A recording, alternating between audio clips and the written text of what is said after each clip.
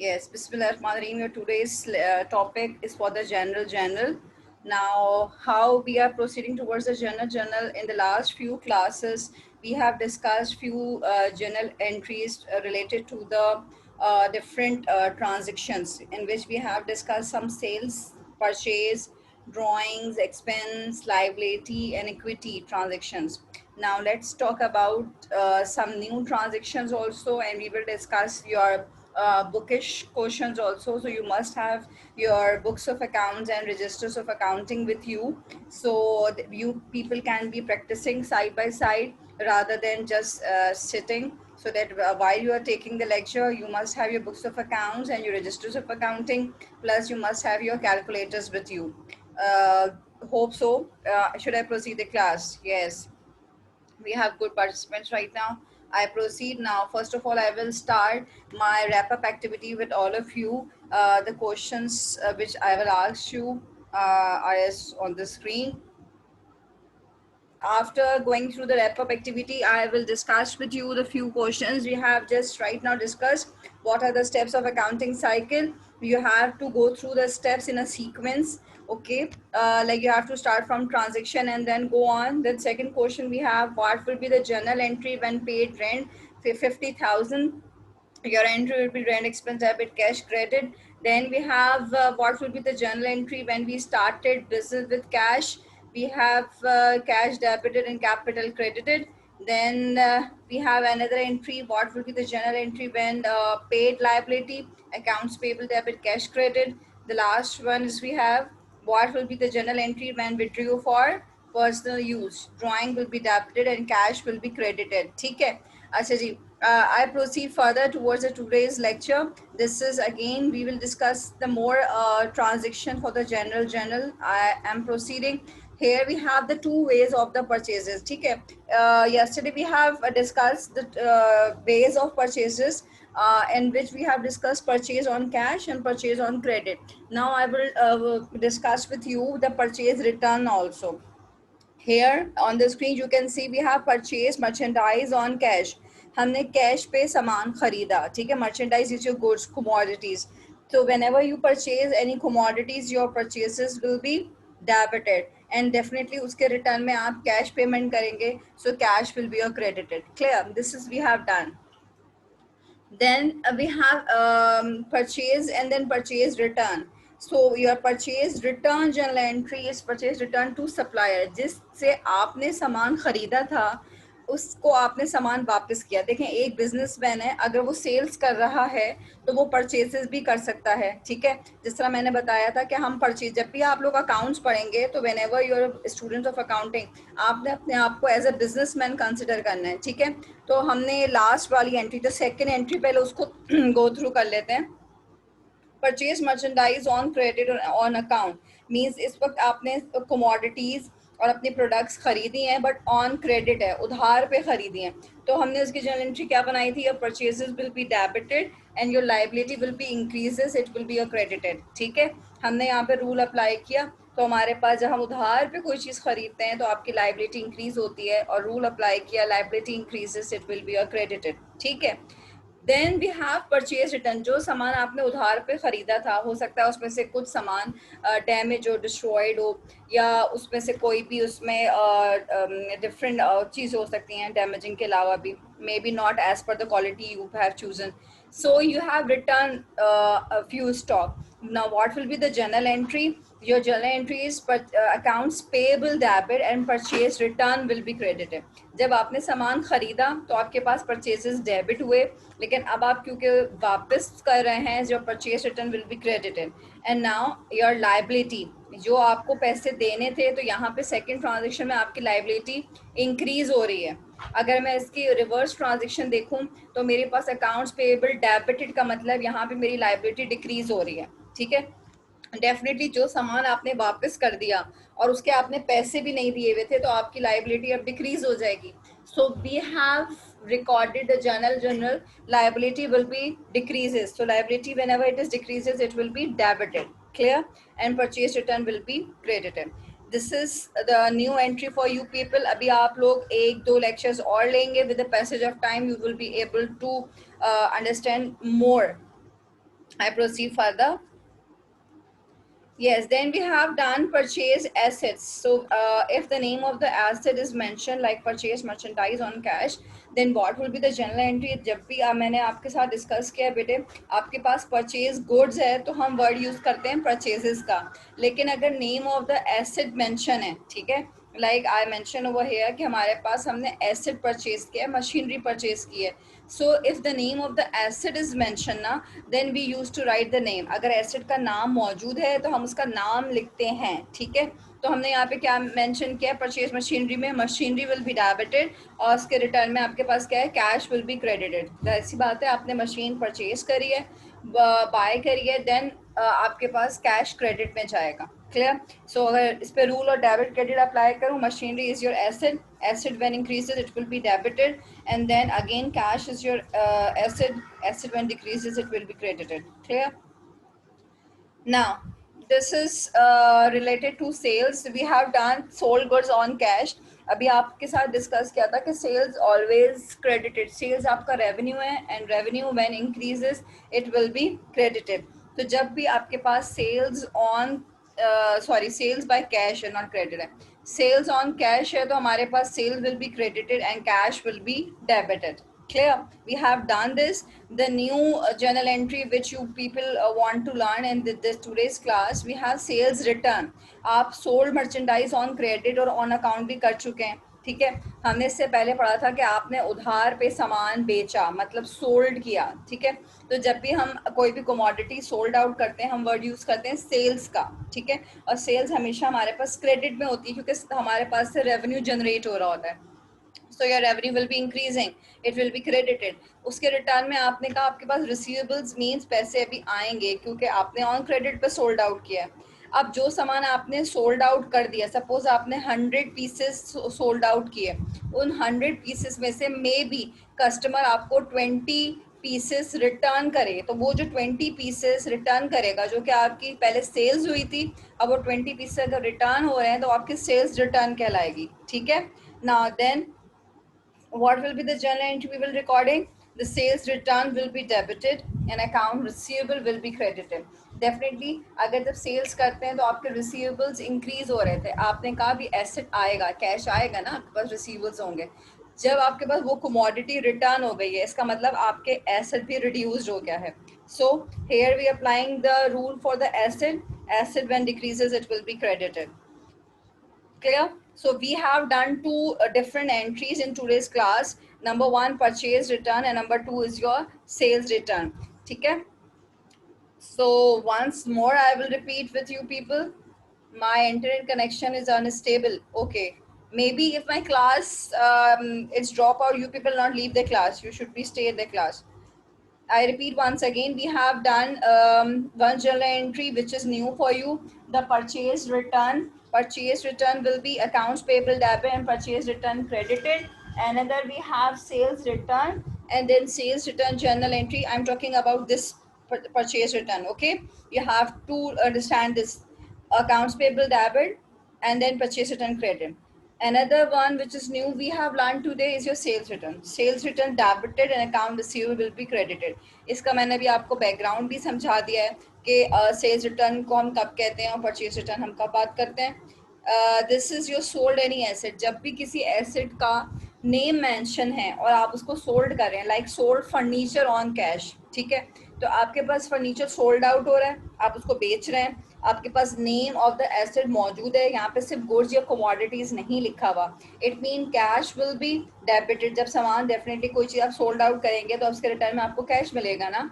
Your cash will be debited and your furniture will be credited क्योंकि furniture आपके पास से जा रहा है. अगर मैं रूल अप्लाई कर दूँ यहाँ पे डेबिट एंड क्रेडिट का, तो कैश के लिए क्या रूल अप्लाई होगा? Asset when increases it is debited, furniture is also your asset, asset when decreases it is credited. Cash और फर्नीचर दोनों सेम अकाउंट से रिलेट करते हैं, दोनों कैश दोनों इस वक्त एसेट हैं. I proceed further. We have another you can say account, nature of account is drawing. Drawing में यहाँ पे मैंने ए लगाना भूल गई हूँ बच्चों. DRAW है, मैंने यहाँ पे ए नहीं लिखा, ठीक है। अच्छा जी, I am discussing over here withdrew cash for office use. This is new entry for you. हमने इससे पहले ड्राइंग्स की बात करी थी और ड्राइंग्स का कॉन्सेप्ट क्या दिया था आपको कि whenever we withdrew a cash और एनी कमोडिटी, हम बिजनेस में से कोई भी कैश जब विड्रू करते हैं अपने पर्सनल यूज के लिए तो हम उसको ड्राइंग कहते हैं, जिसकी जर्नल एंट्री हम क्या बना रहे थे, drawing debit cash credit. Wait, यहाँ पे है नहीं है। जो लास्ट एंट्री मैंने आपके साथ कल के लेक्चर में डिस्कस करी थी वो था ड्राइंग्स फॉर पर्सनल यूज, ठीक है। It means drawing debit and cash credit. Here in today's lecture we have withdrew cash for office use. आपने drawings करी हैं but this drawing is for the business purpose. Now ये journal entry will be, जब आपने drawing करी तो definitely आपके पास cash तो आएगा क्योंकि आपने पैसे निकलवाए हैं। अब पैसे आपने कहाँ से निकलवाए हैं, business के account में से। it means your bank of business bank, जो आपने business का बैंक account है वो credit हो जाएगा। So your cash will be debited and bank will be credited. Clear? I proceed the next one. We have withdrew cash for personal use from bank. Now this is the another transaction in which I talk about कि हमने withdrew किया है cash, cash तो निकलवाया है अपने personal use के लिए तो ड्राइंग्स होंगी, लेकिन बैंक से पैसे निकाला। ये वही वाली ट्रांजेक्शन है जिससे पहले हम कर चुके हैं, withdrew cash for personal use. हम इतनी ट्रांजेक्शन करते थे तो हम कहते थे drawing debit cash credit, clear. लेकिन यहाँ पे withdrew cash for personal use है बट आगे मेंशन किया हुआ है कि आपने पर्सनल यूज के लिए बैंक से पैसे निकाले, इसलिए drawing debit and bank credit कर रहे हैं हम लोग, ठीक है। अगर बैंक का वर्ड नहीं होता तो फिर हम यहाँ पे कैश ही क्रेडिट करते, clear. Then we have another transaction, withdrew goods for personal use of proprietor. Proprietor ने withdrew करी goods, मतलब business में कुछ commodities रखी हुई थी, ठीक है। अब वो proprietor ने अपने personal use में मतलब इसको यूटिलाइज कर ली हैं बट है वो बिजनेस की कमोडिटीज, तो हम उसको भी एज अ ड्राइंग्स ट्रीट करेंगे क्योंकि वो बिजनेस की गुड्स को विड्रू कर रहा है। So your drawings will be debited and the purchases will be credited because हमारे पास यहाँ पे गुड्स की वजह से the name of the goods is mention है विड्रू गुड्स, उन गुड्स की वजह से हम यहाँ पे परचेजेस क्रेडिट कर रहे हैं, ठीक है। I repeat once again, withdrew goods for personal use of proprietor. Personal use of proprietor means drawings, so drawings is increasing, it is debited.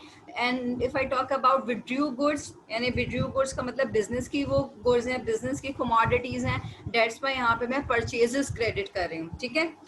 तो differences को go through कर लीजिएगा। इस वाले में withdrew cash है, यहाँ पे भी withdrew cash है, ये office use के लिए हमने बात करी है, withdrew cash for office use, cash debit, bank credit. Then we have withdrew cash for personal use from bank, drawing debit and bank credited. Then we have withdrew goods for personal use, drawing debit and purchases credit. Clear? Now I proceed further. This is your book question number 3 on book page number 45. Kindly open your books of accounts of Petiwala. So this is on book page number 45. Hope so. This is question number 3. I proceed towards the question. Generalizing the following transaction of Mr. Sanam for the month of April 2005. ठीक है बच्चे, सबसे पहले वही transactions हैं जो हम लोग डेली बेसिस पे कर रहे हैं। अब वो सारी ट्रांजेक्शन आपको एक सीक्वेंस में मिलती हैं in the form of the business. कि जो मिस्टर सनम है उन्होंने अपने बिजनेस में सबसे पहले क्या किया है, mister Sanam started business with cash rupees 250,000। अब वो 250,000 से बिजनेस को स्टार्ट कर रहे हैं। Now my journal entry will be cash debit and capital credit, ठीक है। ये मेरी जर्नल एंट्री बनेगी, cash debit and capital credit, clear. अच्छा again cash debit capital credit, इधर यहाँ पे कैपिटल के आगे नेम ऑफ द पर्सन हम लिख देंगे सनम्स कैपिटल। यहाँ पे आपकी बुक में मेंशन नहीं है लेकिन आप लिखेंगे cash debit and Sanam's capital credited, ठीक है। Wait for a while please.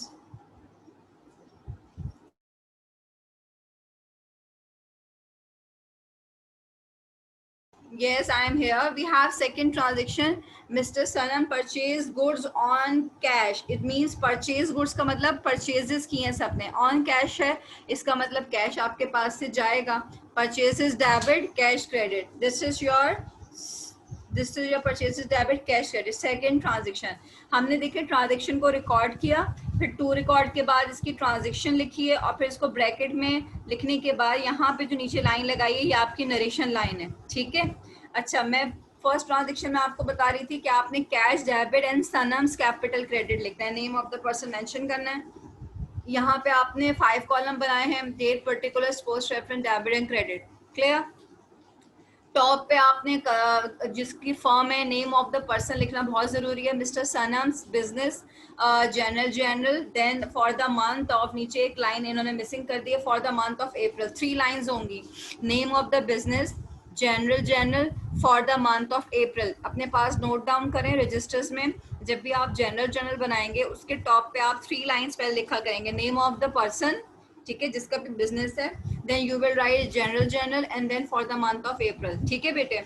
हमारे पास फर्स्ट ट्रांजेक्शन हमने डिस्कस करी, Sanam started business with cash ₹250,000, journal entry बनी है, cash debit and capital credit. Second हमने पढ़ा mister Sanam purchase goods on cash, purchases debit and then cash credit. Third पे आ जाते हैं, sold goods to the Rahman son a customer for cash, हमने सामान सोल्ड किया है, सामान बेचा है, इसका मतलब सेल्स हुई है, सेल्स विल बी क्रेडिटेड, और कैश में किया है, so cash will be debited and sales will be credited, clear.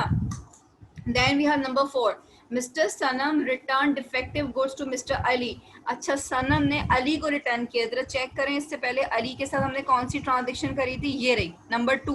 तो अली से हमने परचेज किया है, ये सेल्स किया है, यहाँ हमें चेक करना पड़ेगा, हमने यहाँ पे अली से परचेजेस किया है, इसका मतलब नंबर 4 जो ट्रांजेक्शन है, मिस्टर सनम रिटर्न डिफेक्टिव गुड्स, ये आपके पास परचेज रिटर्न कहलाएगा।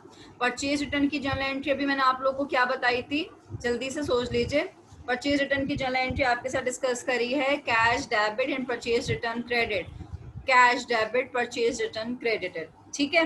Then we have another transaction, Rahman son return defective goods, Rahman son ने डिफेक्टिव गुड्स रिटर्न कर दी। अब रहमान सन से इससे पहले आपने क्या किया था, सेल्स करी थी, परचेज करी थी, ठीक है। तो हम नंबर 3 के पास जाते हैं और रहमान सन से देखते हैं, सोल्ड गुड्स टू रहमान सन, इसका मतलब रहमान सन ने हमें सामान वापस किया होगा, and then this is your sales return, ठीक है।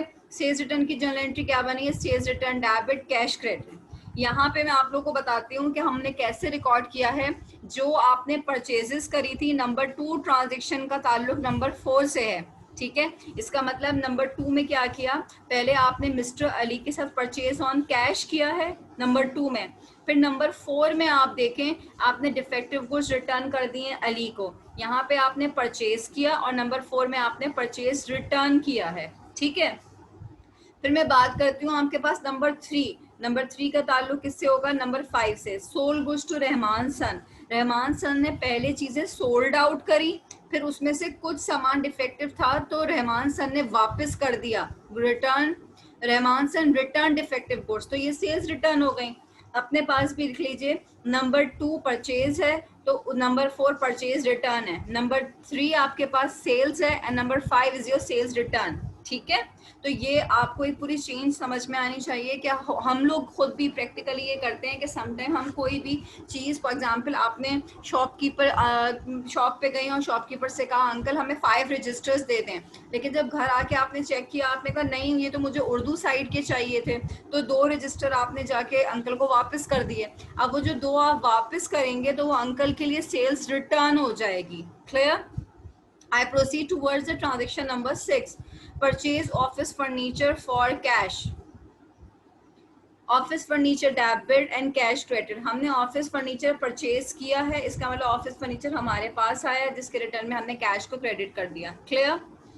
Then we have number 7, cash paid for office rent, what I have written over here, rent expense will be debited and cash will be credited, ठीक है। You can see over here rent expense debit and cash credit, ठीक है।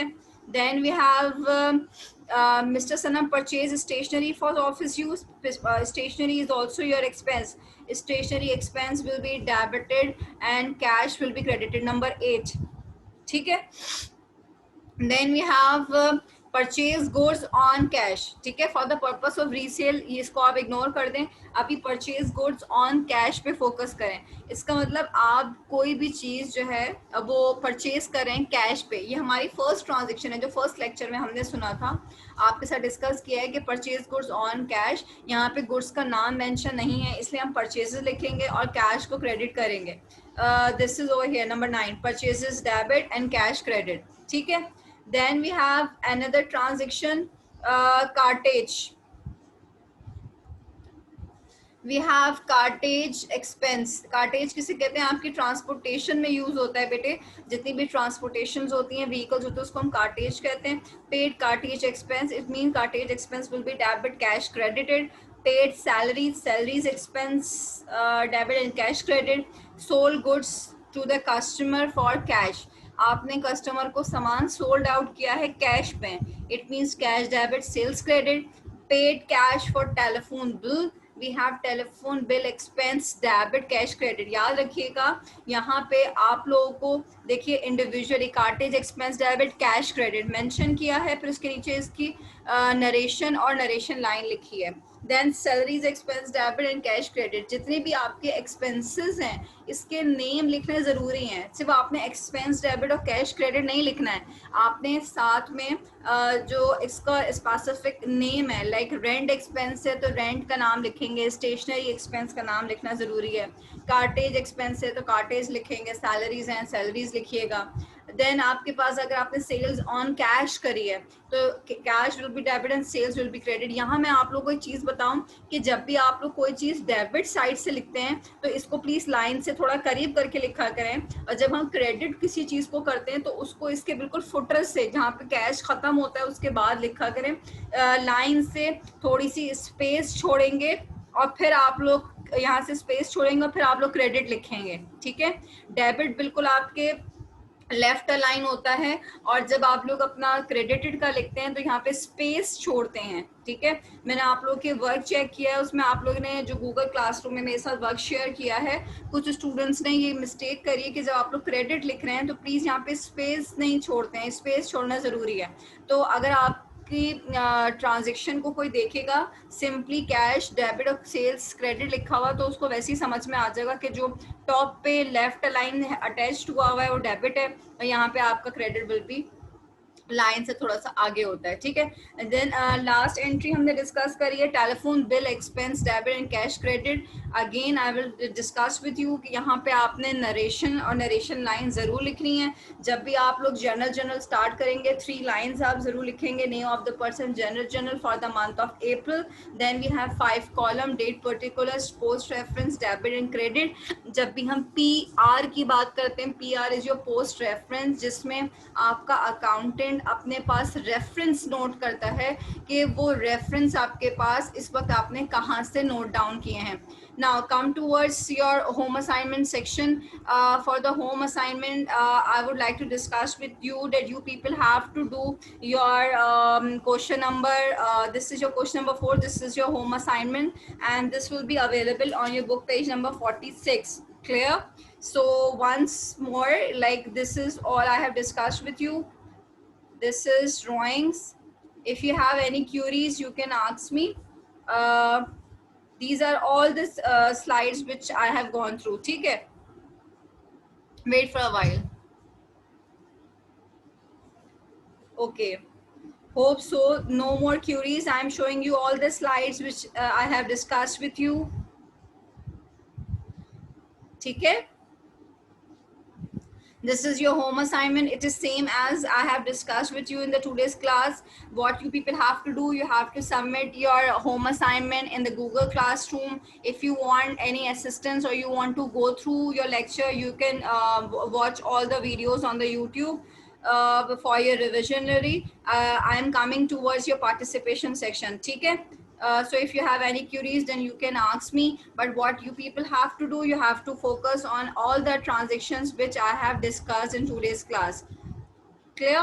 Thank you so much. This is all for today.